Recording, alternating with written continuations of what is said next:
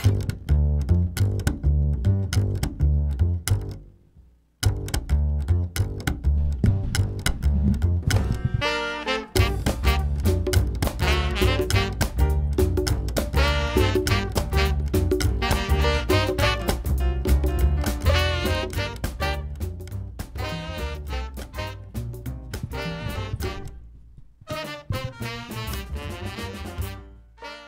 morning and welcome to Dateline New Haven. I'm your host, Paul Bass, inviting you to look behind the headlines on the stories that make New Haven tick. Mayor Toni Harp makes New Haven tick, whether it's cold out, warm out, or somewhere in between. Today it's warm out. And she's here for her regular Mayor Monday checkup. We want to thank Bertram Moses PC and Gateway Community College for giving financial support for today's program. Welcome, Mayor Harp. So great to see you. It's great to be here. It's a beautiful day out there. So now, did you walk here, bike here, or did you take a train? Actually, I walked. Okay.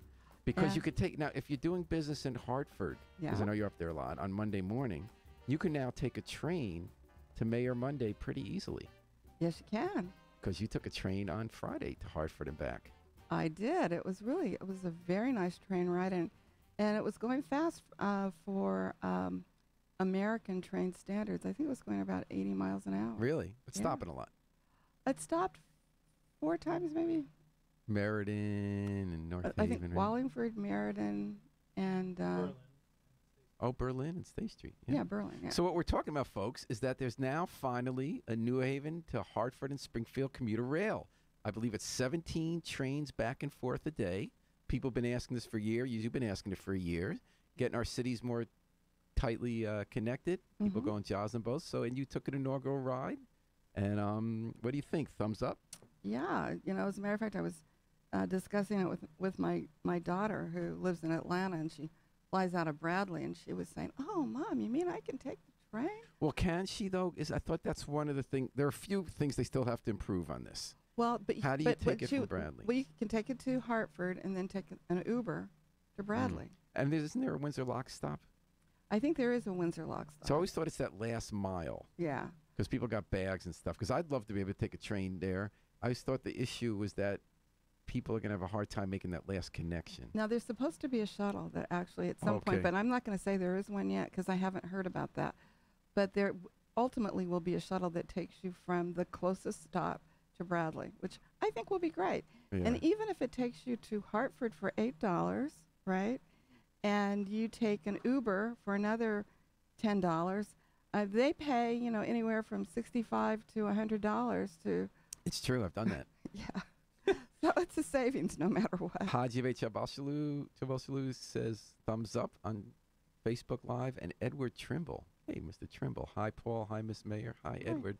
Nice to hear you this. So, as we said, the big lift is there. They've got the service. You can now go to Hartford pretty easily. There are a few things that got to work out. One thing our readers were concerned about was no bathrooms. Is it true that the reason there are no bathrooms is because they're not handicapped accessible, so until everyone can use them, no one can use them? Well, and also I think it has to do with the cars that they used initially to start the line. They leased them from Massachusetts, and they just didn't have bathrooms on them. Mm-hmm. So what are they going to do? Are they going to do ultimately, we have we're buying new cars, we meaning the state, not the city. And as soon as those cars come in, they're going to. The city. How dare you buy anything? as soon as Next thing you're gonna want lunch. the cars start coming in, they're going to be sending those cars back. Okay, so we are going to upgrade the cars. Oh, absolutely. Because you know what's so funny to me about that when our readers talk about this? The males always think it's no big deal. Right. They always say, "What's a half hour?" One guy actually wrote, really smart guy too. He wrote this weekend. He loves Mass Transit. What's the big deal? It's a half hour. And I remember this from the last time we talked about this with Commissioner Rediker when he said the same thing. And people said, "You ever been pregnant?"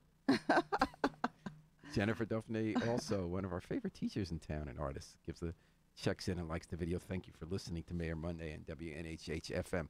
Another issue, and I've talked to your development people about it, and they're on top of this, and they're making requests to the state, is that the way they set up the schedules, it's a lot easier to commute in the morning from Hartford to New Haven than it is from New Haven to Hartford by the train. The reason is that it's like the thing they do with the Q bus, where they have it like running empty 3 times an hour in the middle of the morning when no one's on it, but then at rush hour they skip some of the runs.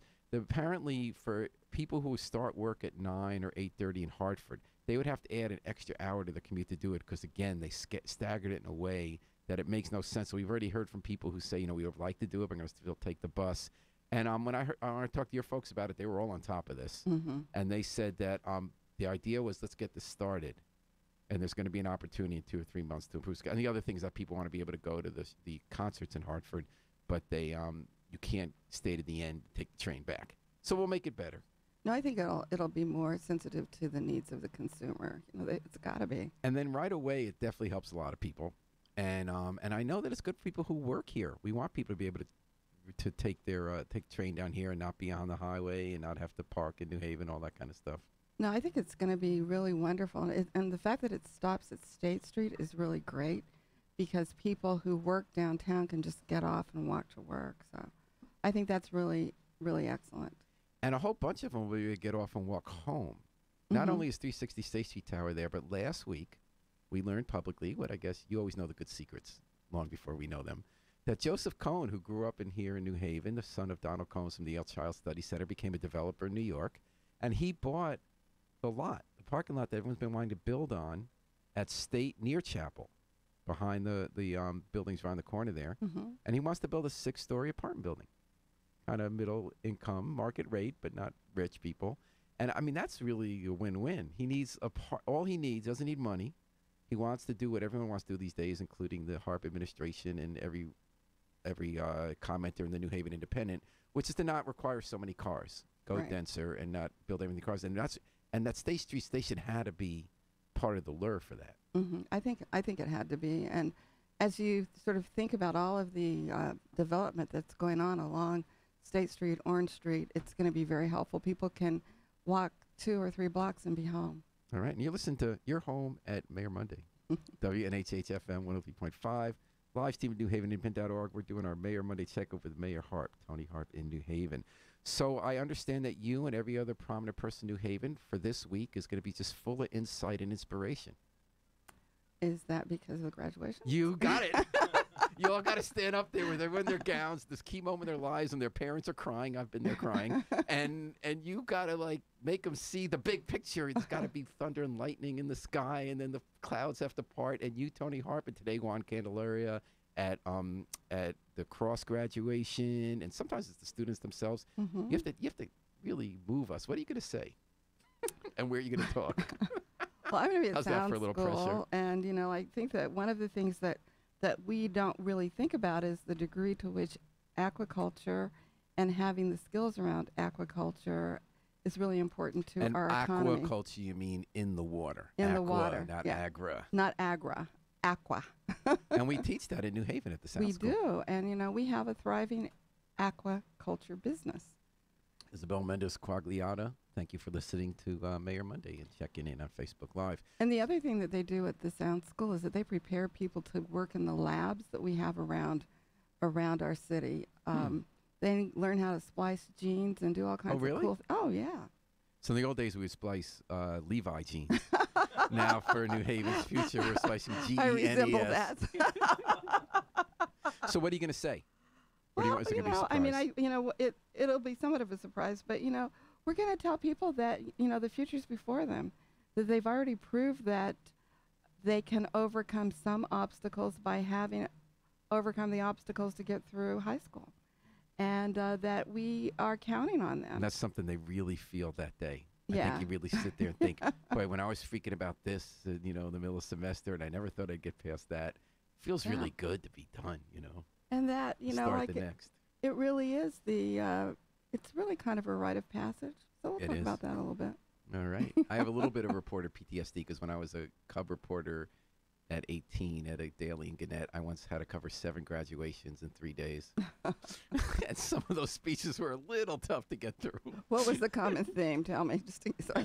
Well, the only one I remember was a kid got hit by a baseball bat by another kid on the head and almost died, and he recovered and he came to the graduation. So obviously that was the the memorable one. I thought the speeches were kind of bogus. Really? But then I was 18 years old. I wasn't easily impressed. I was a little skeptical of authority. Yeah, it was the Reporter Dispatch, and but I love the opportunity, and it sounds like you're going to have a good speech tonight. Are you going to a lot of graduations this week? I'm going to. Well, we're even having a fire graduation. That's right. Today at 1 o'clock, Yeah, Monday, the new yep. cadets. So I'm having, I believe, 2 today, or at least 2 this And week. you're speaking at that too. Yeah. Now, what do you tell firefighters who are now older than people who graduated high school and college, but not super? That's right, aquaculture. They'll be out in the water. What are you going to tell them? They'll be in the water too. That's right. They will rescue boats. Well, no, that they're engaging in an honorable profession. That I really like to thank their families for really supporting their service to the city and the people of the city when the city needs them the most. And especially firefighters, because they Yeah. work. What do they work? 12-hour shifts. I'm And they not sleep at the certain. fire stations. They do sleep at the fire stations, and they risk their lives. I honestly didn't realize the physical toll that a fire takes on a firefighter until I saw the fire. I don't know, a few months ago, it was in Fairhaven at the I think it was at a bakery next to a liquor store, and I saw some of those firefighters come out of that building, and just having all of their energy depleted, having to be Extreme heat and the risk to life. heat, and they risk their lives trying to save property and person, and it's a really honorable profession, and we absolutely still need them, and are grateful that people want to go into that profession. And then you talked about splitting genes. Last week you were at the opening of a pretty interesting new project in town. Didn't get a lot of attention, but they're starting an incubator startup center for healthcare related businesses. Right. Maybe that's not gene splitting, is it? Are they looking Well, for health they're- cures? Well, And that's at 195 Church, which is a building, the old New Haven Savings Bank building. It's gone by other names. The bank has gone by other names. But it's really got a new life, not as a bank building. Right. It's bought by, what's that guy's name? Paul, Chris, is excuse it me? Chris? Paul Denz. Paul Dance. And with Chris, the guy who ran for Alder, he's his right-hand guy. Oh, okay. Yep, and, yep. and from East Uppers, and he's the guy you deal with. But Right. Benz is the guy behind the Okay. scenes. Okay. And he's done the Exchange building, and then he sold it, and he does a lot of property around town. And he's got the building that burned down at Orange and Chapel, and is rebuilding that. And the really great thing about him is that the sidewalk was all falling apart when I first became mayor. I asked him to fix it, and you ought to see that sidewalk out in front of that building. It's absolutely Which building we talking about? 195. 195. It's absolutely beautiful. And they've washed the whole exterior Yep. and worked on the windows, I believe. They got Starbucks on the first floor now. Right. And so tell me about this healthcare startup. What kind of stuff is it? And they've already got people in it, right? They do. It's called Haven. What is it? Haven Health Health Haven. Hub. Haven Health Hub. Haven Health Hub. Okay. H to the third power. And so it's going to be mostly businesses that deal with what I would consider to be health machinery and using computer technology to help improve service delivery. Those kinds of businesses is what I think. So I would call it more of a dry laboratory rather than a wet laboratory. Right, unlike, let's say, 300 George, right? Right. Where we have a lot of those wet labs. I think Bob was calling. Bob, did we lose you? You there? All right, Bob, sorry about that. Please call back. I guess, Harry, let me know when he's there. So you also had Arts and Ideas. We're in the Yep. middle of that, which is evolving. How do you see the festival this year? A lot of crowds, a lot of people coming. Yes. Andy, what's your take on it so far? What'd you Well, see? it's really very exciting. I haven't been able to do that much with it, but I was there. They have the Fellows program, and they had 13 students who finished the program 6 months. They got 4 college credits from Gateway, and really did some interesting things. They also did a capstone project that looked at culture and history and its importance to community. Mm-hmm. And so I was excited about that. And then there was a young woman, Ruth B., who sang on the green Well, I that hadn't heard night. about it until this, and I was watching her videos. You got Yeah. kind of a little bit of kind of Lauryn Hill, Carole King, that's a vibe. Kind of, yeah. ballady, but- Yeah. Yeah. So, what she was good. It was a beautiful night. It was absolutely beautiful. yesterday, and Bob did call back. We'll get right to you, Bob. I was walking by yesterday afternoon, and there was a jazz musician. I forget who he was, who was teaming up with the New Haven Symphony Orchestra, and was debuting a piece inspired by the New Haven Green. Right. But I didn't feel like sitting down in the sun, so I actually went to Cafe 9. It was a really good band of kids called the Foresters. Bob, how you doing? All right, Paul. Nice to How hear are you, you? man. Good. Hello, Mayor. How are you? Hey, Bob, how you doing? I'm hanging in there. Bob had a Mayor, few health challenges. I know I'm just joining in, and maybe you've already talked about this, but I guess the talk in the city is about the tax increase of 11%, and then you giving raises to people in your administration. Mm-hmm. And I guess a lot of people are upset about that.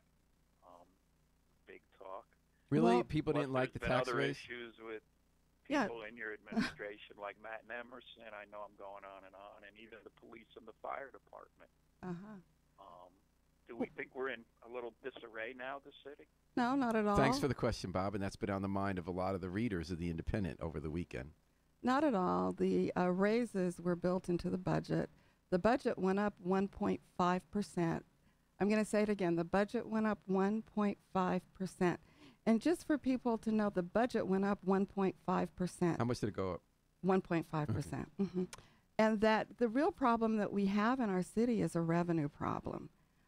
We lost revenue ultimately from the state. We do have a bit of a spending problem with our Board of Education coming in about $7 million in deficit. And with the overtime in police and fire, a lot of those are driven by contracts, though. And so we did our best to control the budget, but when you have, when we were the biggest loser for 2 years in a row, maybe 3 years, in terms of the state budget, in terms of revenue that comes into town, we've got to do something to maintain the ability to provide services to people. Now, it's really important for people to understand 54% of our property in New Haven is tax exempt. Can I say that again? 54%, that's over half, That's a lot. people, is tax exempt. And when you think about the university's property, Yale University's property, being tax exempt, it's not just tax exempt by general statutes.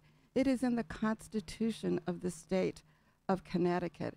And so ultimately, all of those raises were built into the budget. We Okay, always so you're have saying it's not going to cost us any more than we thought it was going to cost us, because some people are writing in where people just get blinded by raise anytime someone gets a raise. They see the raise. And so in our discussions, this was a few years back, you know, my staff has been working since I became mayor, most of them without a raise for almost 5 years now, until Friday.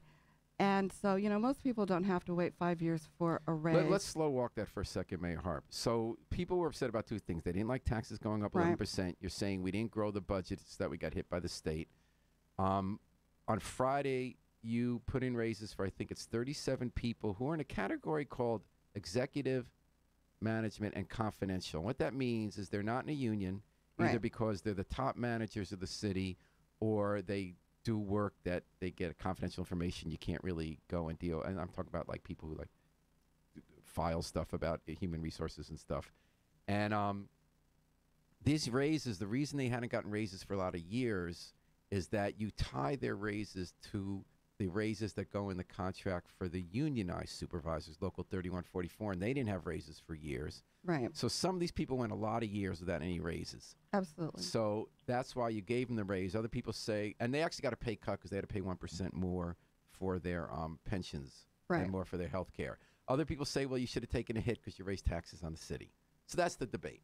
Well, you know, the whole point is I would have raised taxes anyway, and that the money was built into the budget. And so I think I estimate about $200,000 from this. That's not the big driver of the, it's not the big driver. And the real big driver of the raises was the nearly 400 people in Local 3144 who got raises. And what was happening is that some of the people who are in the executive and confidential employees are the supervisors of these people, and some would have been supervising people who, because of the raise, would have been earning more. And so, you know, ultimately, and many of these people had worked for years and years and years, and if we couldn't do it now, when would be the right time? We were told to wait for Local 3144. We did. We did it with them. And we added a little to what was a lot. I mean, there are over 390 some odd employees in that union.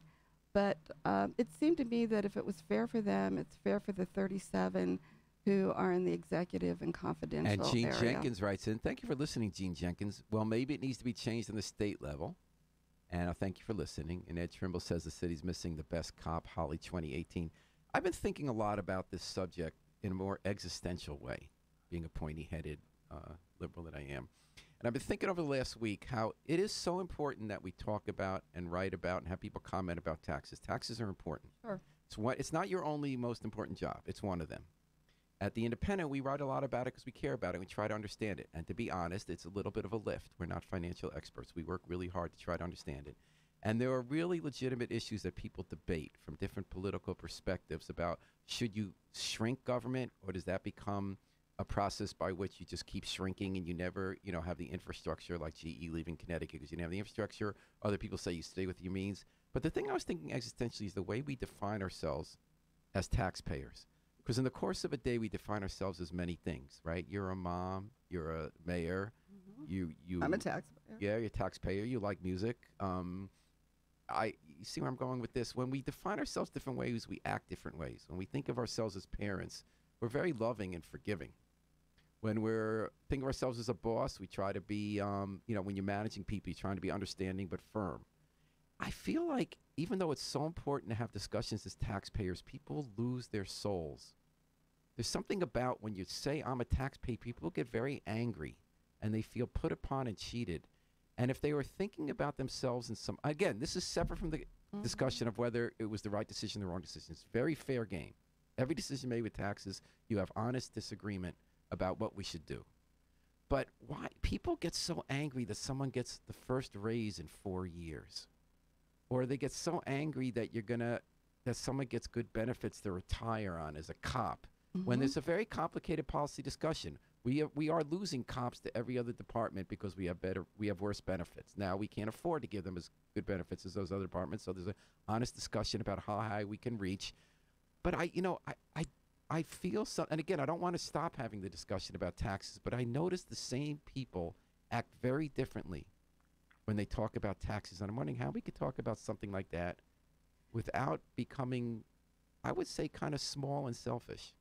Well, I think it's hard because people have to, that's part of the dollars that they have to spend, and it limits how far their dollars go. I really understand that, but it does take dollars to run a decent city, and you want to pay your people so that you have people who have some longevity. And we do have a problem because we pay our police officers so much less than some of the surrounding towns, and they can't wait to pick them off. And so we've got a problem. And when you look at our workforce, it's down at least 40% if you sort of average all of our departments. We're not providing the services with an inflated number of employees. People focus on one or two decisions they'll disagree with that might represent, and it's fair to talk about that, right? Should you have a driver, all that kind of stuff. That's about 0.001% of the budget. But there's a fundamental thought. It's not just New Haven. It started with the Howard Jarvis tax revolt in California. Again, it's important to look at taxes. How can you modernize government? But there's this fundamental feeling people have they're being cheated.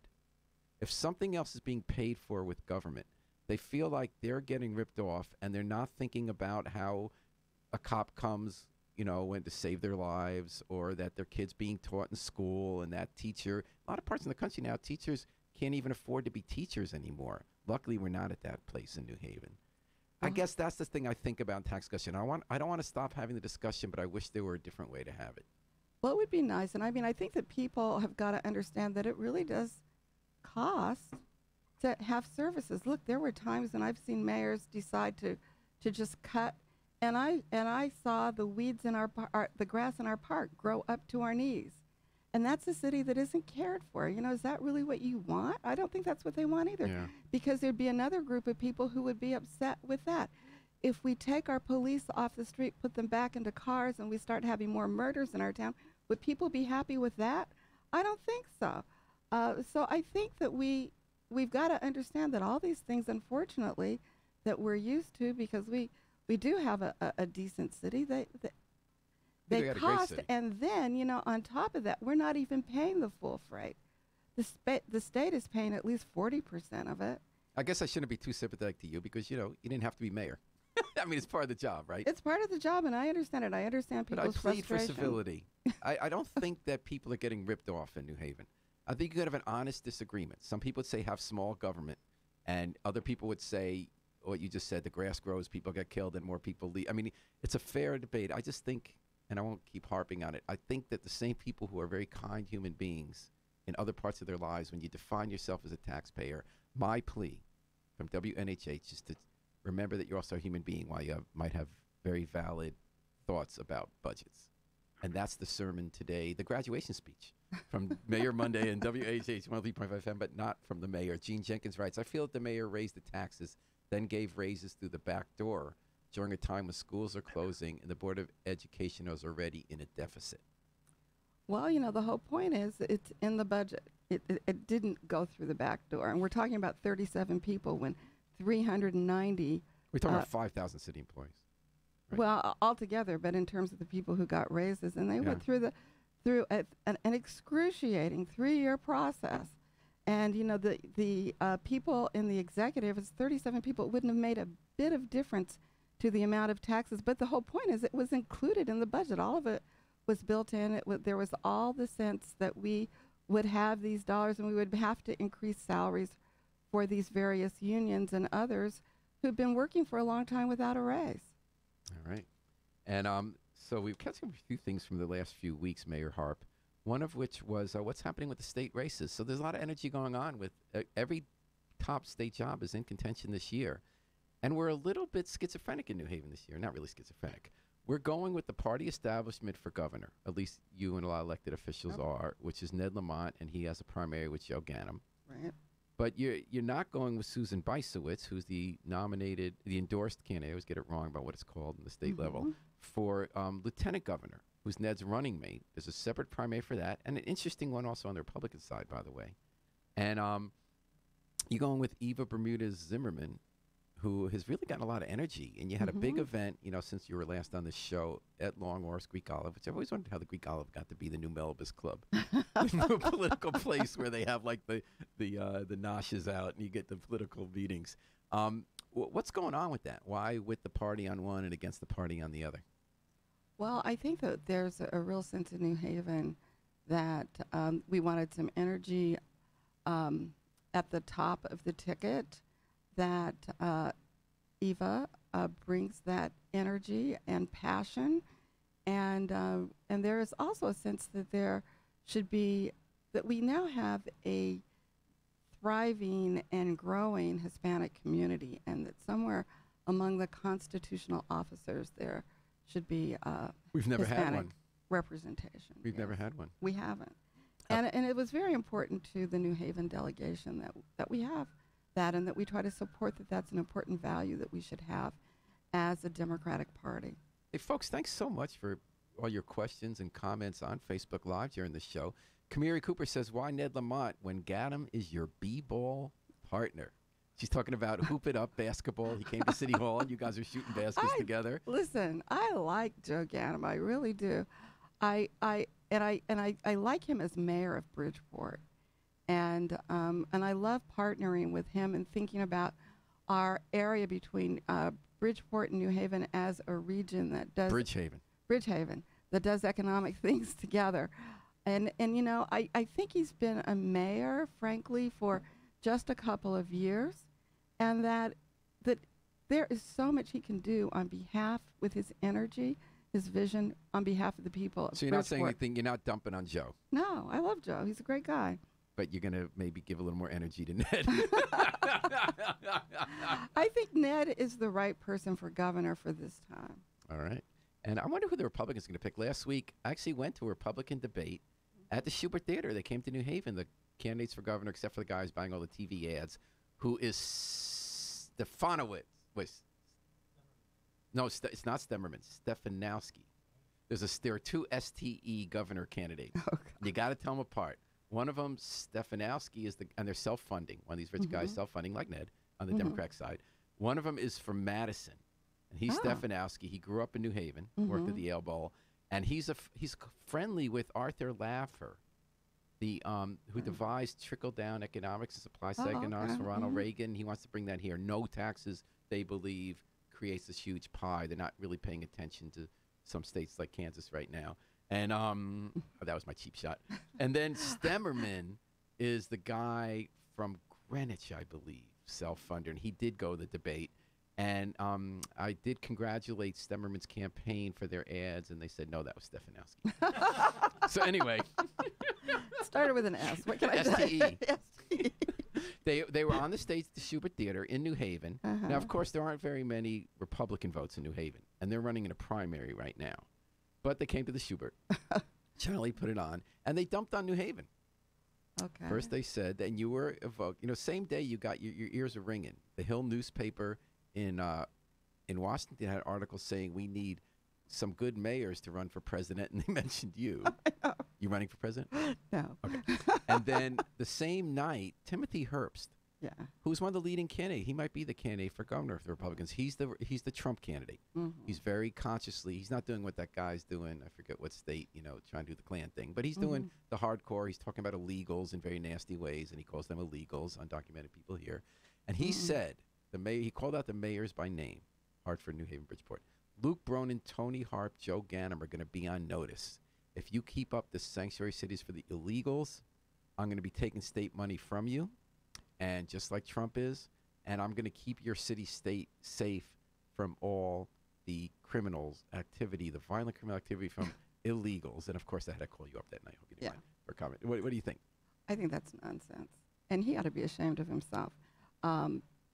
Connecticut doesn't have problems with people who are undocumented committing crimes. If anything, they tend to be the victims of crime in our state and our city because of how difficult it is for them to become bankable, and they walk around with a lot of cash. Meaning opening bank accounts. Right.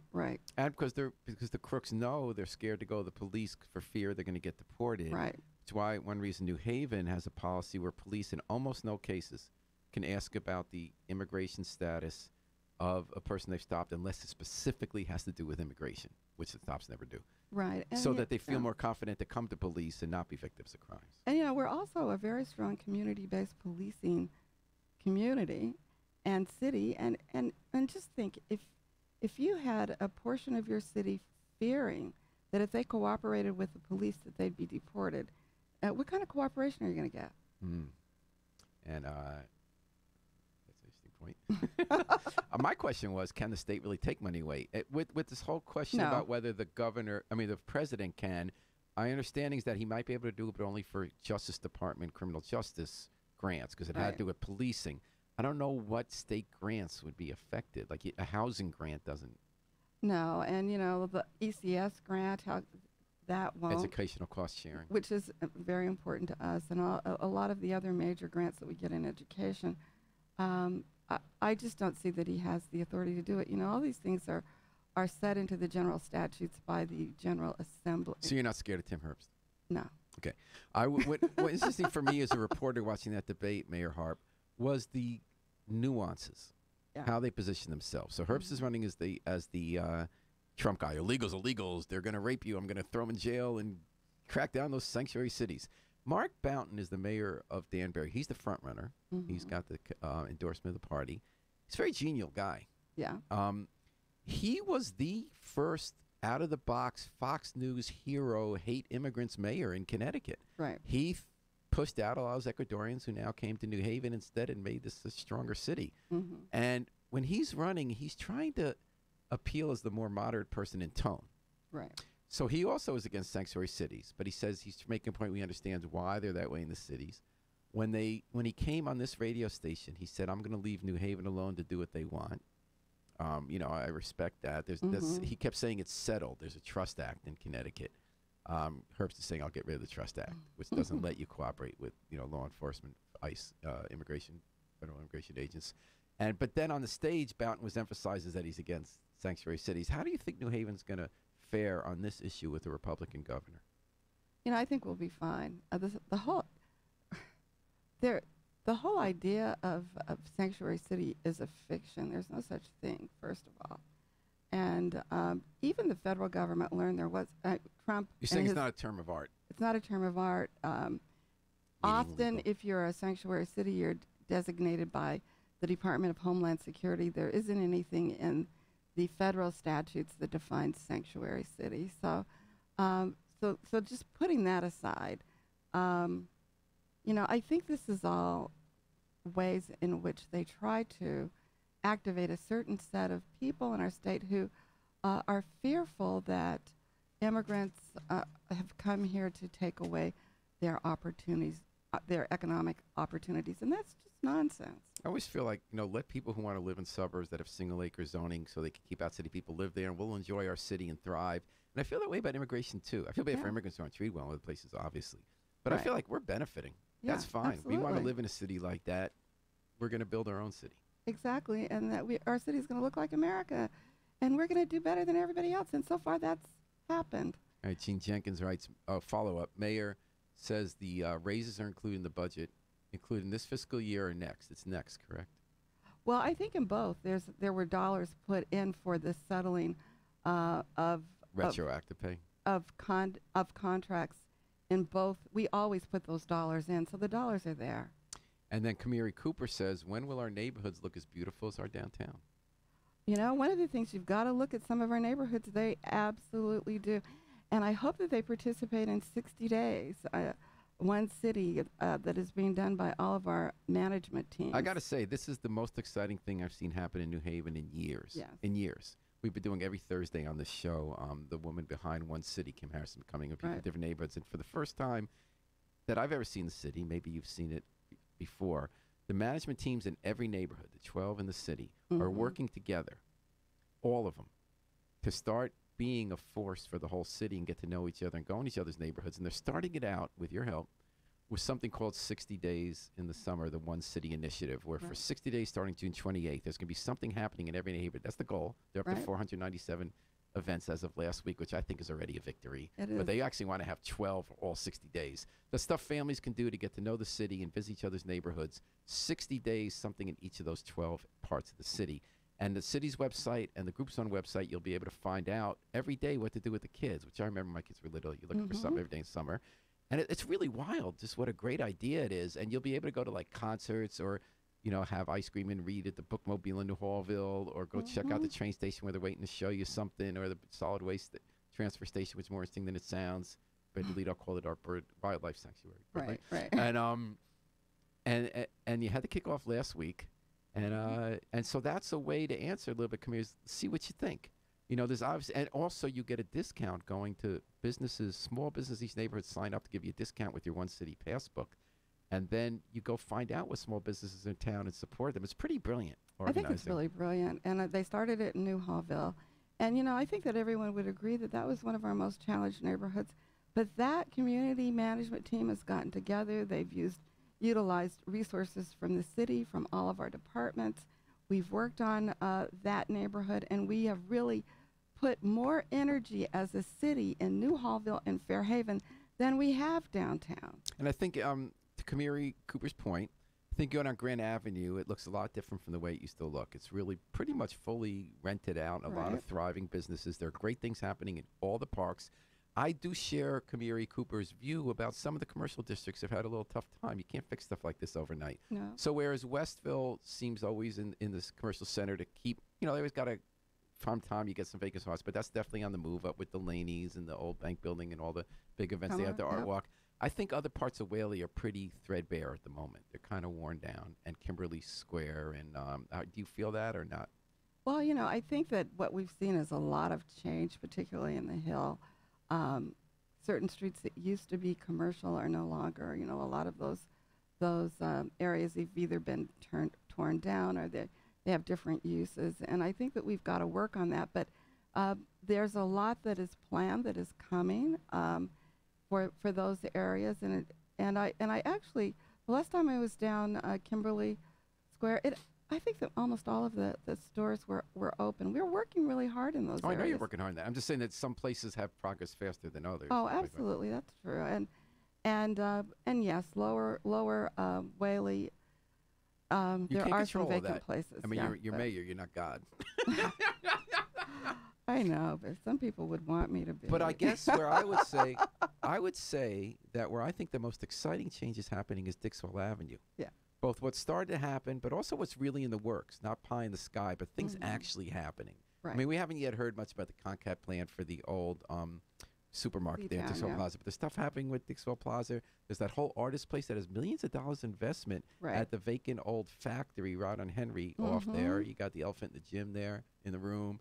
You have, I've been noticing storefronts on Dixwell. Right. Getting, vexed up. And yeah, I'm trying to think there. Oh, and you have a couple of huge housing plans happening that are going to add so much vitality. You Oh. got Beulah Land going to the old Joe Greats at the crossroads there with New Hallville, where Shelton and Dixwell and Orchard all meet. That's Right. going to be hundreds of units of lower income housing. Right. And then you're going to have a new senior project at the end of Monterey, which is a well-kept project right at the right on Munson Street there.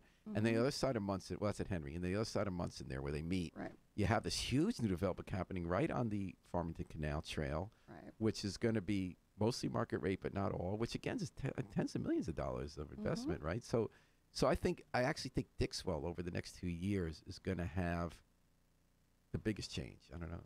I think you're absolutely right. But then I think over the next few years, we're tearing down Church Street South. Right. We're going to be rebuilding there, and so we've got the Randy Salvatore project in the hill. Right. That's So a you know, biggie. it's like almost 11.5 everywhere. 11.5 acres that were fallow since the 80s. They're building now. Right. And downtown has had amazing fast project. Right now you can see the stuff going up at the old super block, they call it, at Grove and Orange. A big project there. The one that's really been kicking our butts is Live, Work, Learn, Play, the old Coliseum. And obviously you don't bet 1,000 at every project when it's going on. Any updates on that? People have been asking us a lot. Supposed to have built years ago. Yeah. We're still hopeful. They are, last time I talked to development staff about that, they were still trying to raise the money for the project. Meaning they still haven't gotten their financing out of all these years. No, they haven't. So why don't they sell it? They can make some money. It's worth more than it used to be. Yeah, I think that they could.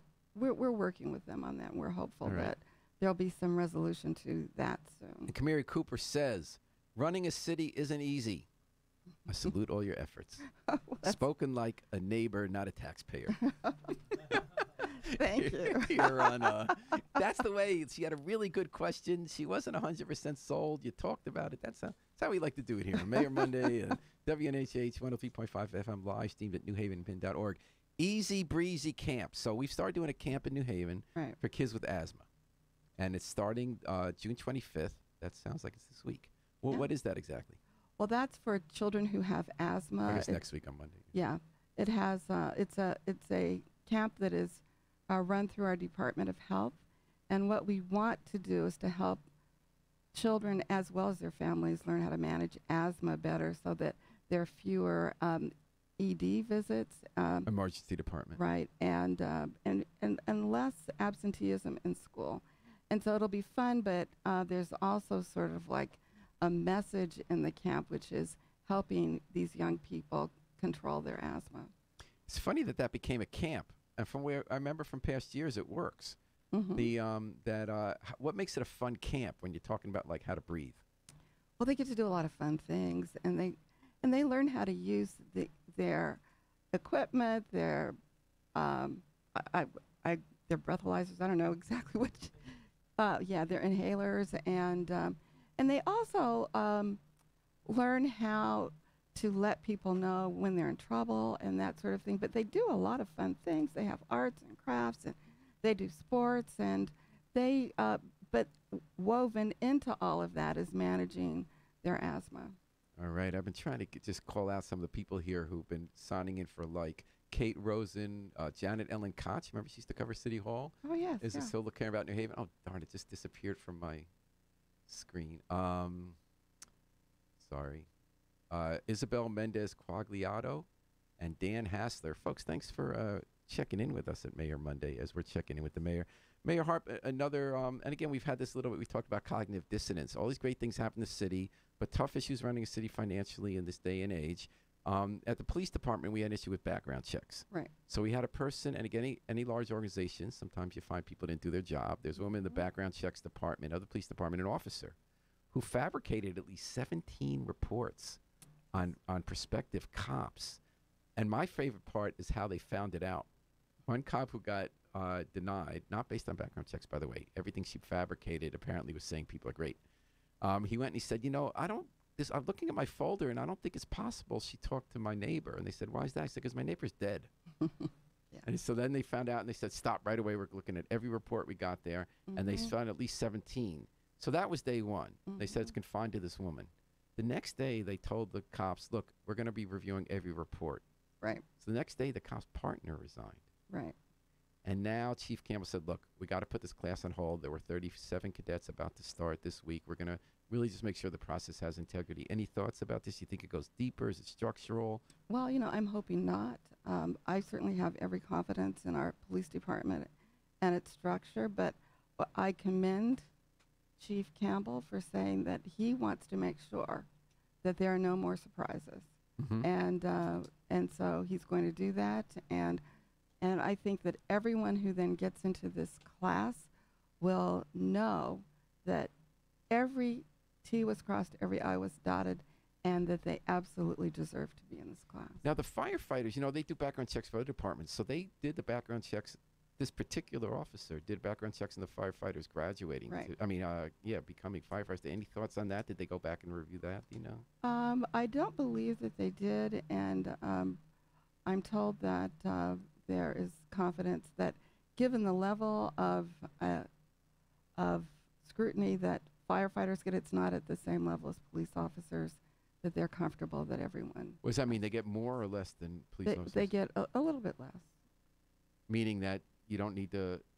I don't know exactly. Because they don't have powers of arrest. There are no powers of arrest, and so. So the bar isn't as high. It's not as high, from what I've been told.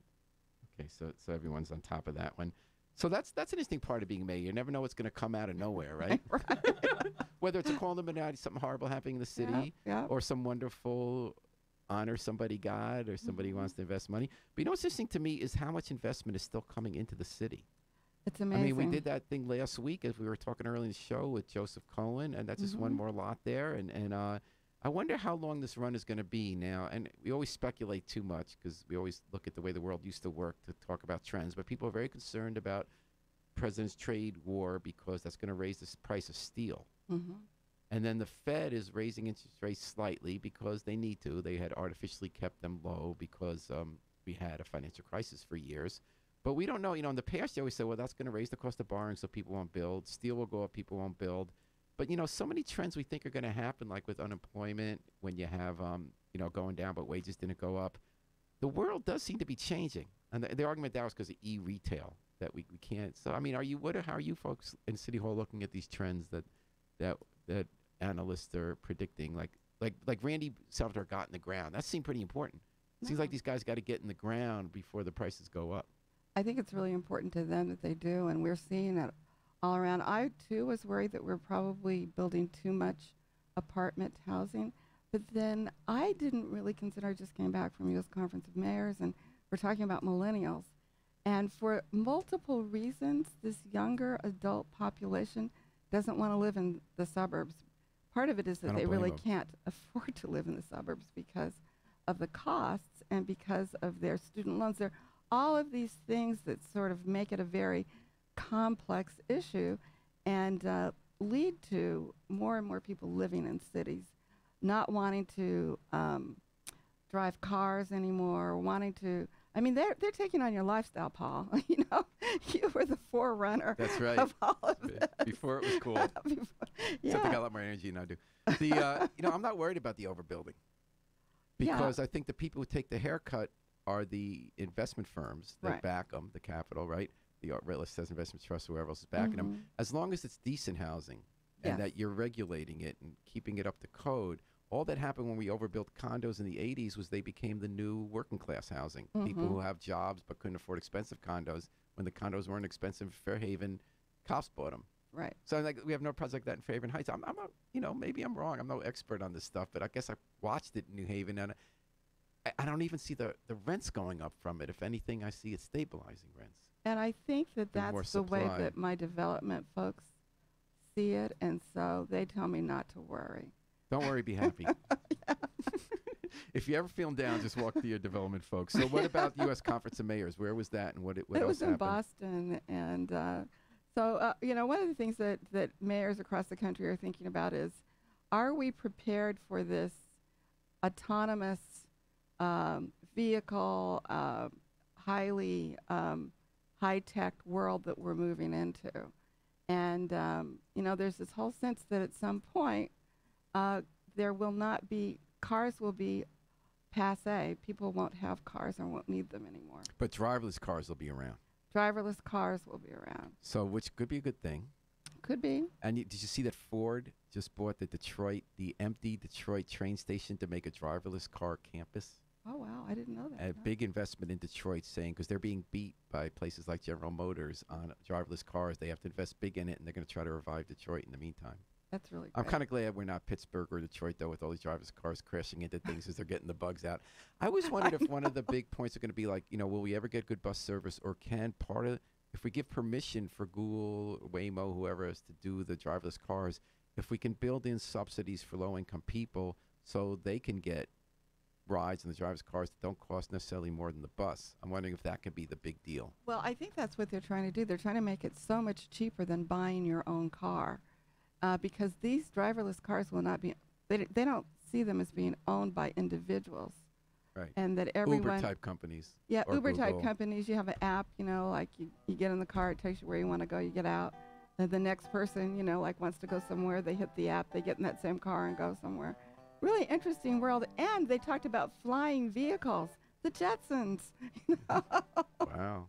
So they are close to, there's some companies that are close to building a flying vehicle. That's so interesting. I wonder Yeah. how we're going to regulate the skies. I know, that'd be interesting. Just duck, baby. when you're riding in these driverless or pilotless vehicles, we'll just Yeah. lower our heads and enjoy the ride. Well, I enjoyed the ride today, Mayor Harp. Thanks for coming in for Mayor Monday. Thanks everyone who listened and posted great questions. Really love the spirit of Kamiri Cooper's questions and comments. And I want to thank also Bertram Moses PC and Gateway Community College for providing support for today's program. We're going to take it out with the Afrosmake Experience. Stacey Phillips, the great Grammy-winning dobro player who died 2 weeks ago, playing on this number, and they did a great version of it at his tribute at Cafe 9. Stacey, we're going to remember you every week here. And we're going to take it out with I Wish I Knew How It Feel to Be Free from the group CD, A Plea for Peace. Now, we know what it's like to be free, but Mayor Tony Harp, what should people do if they want Book their flight. All right, let's have them book their flight right here Yeah. at WNHH, New Haven's home for community radio.